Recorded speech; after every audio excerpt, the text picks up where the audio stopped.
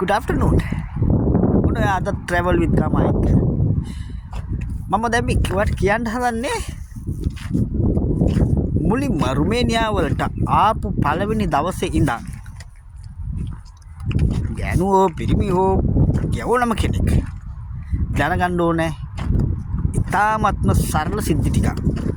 හැබැයි සරල සිද්ධි ටික අනිවාර්යයෙන්ම බලපානවා ඔයාලගේ මුල් අඩිතාලමට. මුල් අඩිතාලම කියලා කිව්වේ අපි සාමාන්‍යයෙන් මේ රටකට ඇවිල්ලා ඉද්දී විශේෂයෙන්ම යුරෝපීය රටකට ඇවිල්ලා ඉද්දී මැදපෙළි රටවල් වල ගොඩාක් ලොකු වෙනසක් තියෙනවා. ඒකට හේතුව අරබික් රටවල් වල ඒ කට්ටිය කල්චර් එක අනුව ජීවත් වෙන්න පුළුවන් අපිට. යුරෝපීය රටවල ගොඩක්ම ක්‍රිස්තියන් සම්භාවයක් තියෙන්නේ. ඉතින් ඒක නිසා ඒ කට්ටිය කල්චර් එක ටිකක් වෙනස්. ඇත්තටම කිව්වොත් එimhe රිලැක්ස් එකක් තියෙනවා. පොඩි ලිහිල් භාවයක් තියෙනවා. අපිට කිසි කරදරයක් නැහැ ඇත්තටම. ලොකු නිදහසක් තියෙනවා. ඉතින් ඔන්නෝක තමයි යුරෝපීයයි මැදපෙළි රටේ අතර ලොකු තියෙන ප්‍රධානම වෙනස. අනිත් එක අපිට යුරෝපීය රටක විශේෂයෙන්ම රුමේනියා වලට ආපුවාම නිදහස කියන දේ ගොඩාක් මුක්ති විඳින්න පුළුවන්. ඒ මිනිස්සුන්ගේ හැසිරීමත් එක්ක ඒ මිනිස්සුත් එක්ක අපි ඩීල් වෙන විදිහ, ඒ මිනිස්සුත් එක්ක අපි ගැටෙන විදිහට ඒ මිනිස්සුන්ගෙන් අපිට ලොකු කරදරයක් නැහැ. ප්‍රධානම දේ තමයි රුමේනියා වලට ආවට පස්සේ අපි දැනගන්නම ඕන දේ, අපි කළ යුතුම දේ තමයි ඒ මිනිසුන්ට රෙස්පෙක්ට් කරන්න ඕනේ. ප්‍රධානම දේ ඒකයි. අපි කොයි ලංකාවේ මොන නගරයක ඉඳලා ආවත්, කොයි පළාතක ඉඳලා ආවත්, ගමක හෝ කැපිටල් එකේ ඉඳලා ආවත් ඒක මෙහෙට අදාළ නැහැ. අපේ තිබ්බ පෙර දත්තේ මෙතෙන්ට අදාළ නැහැ. ඒ මිනිස්සු බලාපොරොත්තු වෙන්නේ ලංකාවේ පුද්ගලයෙක් මෙතෙන්ට ඇවිල්ලා කොහොමද ඒ කට්ටියත් එක්ක ඩීල් වෙන්නේ කියන එකයි. ඔන්නක තමයි ප්‍රධානම දේ. මම දැනගත්ත කට්ටියට වැරදුන එකම දෙයක් තමයි ඒක. අපි රෙස්පෙක්ට් කරේ නැත්තම් මේ මිනිස්සුන්ට, මේ මිනිස්සුන්ගේ භාෂාවට, මේ මිනිස්සුන්ගේ කල්චර් එකට, අන්න එතනයි අපි කරගන්න ලොකුම වැරද්ද. අංක 2 අපි දැනගන්න ඕනේ අනිවාර්යයෙන්ම මේ මිනිස්සුන්ගේ, මේ රුමේනියා රටේ the basic knowledge එක about the language.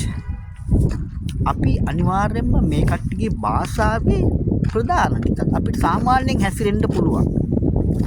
උදේට කියන්නේ, දවල්ට කියන්නේ, හවසට කියන්නේ.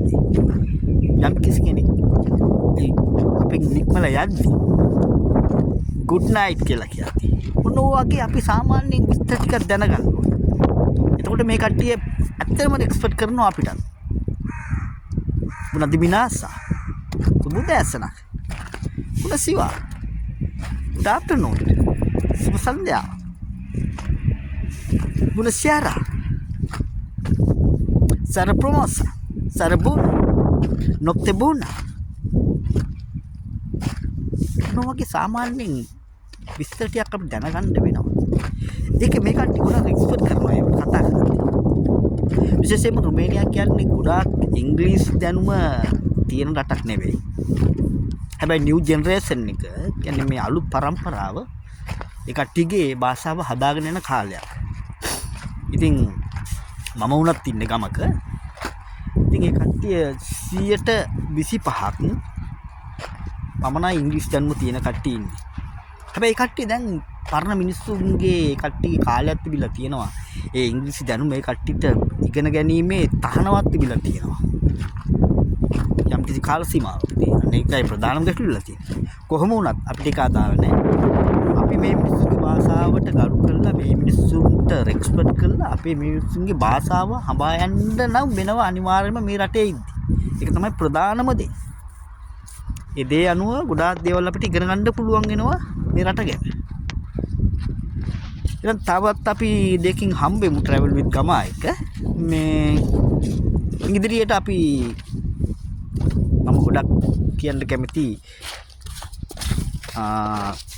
රුමේනියාවේ ගම්වල තියෙන පාරම්පරික සිදුවීම්. කොහොමද ඒ කට්ටිය හැසිරෙන්නේ? මොන වගේ කෑම ජාතිද භාවිතා කරන්නේ? කොහොමද අපි කට්ටියත් එක්ක කතා කරන්නේ? ඔන්න වගේ විස්තර ටිකක්, සරල විස්තර ටිකක්. අපි අන්නේ සරල විස්තර ටිකක් අපි හඹාගෙන යද්දි ඇත්තටම මම දන්නවා මේ මිනිස්සුන්ට අපි ගොඩක් ක්ලෝස් වෙලා ඉන්නේ කියලා. මම නම් එහෙමයි. මම මේ මිනිස්සුන්ට ගොඩක් සම්බන්ධ වෙලා ඉන්නේ. මම හරි කැමතියි මේ මිනිස්සු ළඟට ගිහිල්ලා කතා බහ කරලා මේ මිනිස්සු ඒකට ගොඩාක් කරු කරනවා. මොනක තමයි ප්‍රධානම දේ. හම්බෙමු. තවත් වීඩියෝ ප්‍රෝග්‍රෑම් එකක්. travel with ගමයි. පාපා කරවෙදරි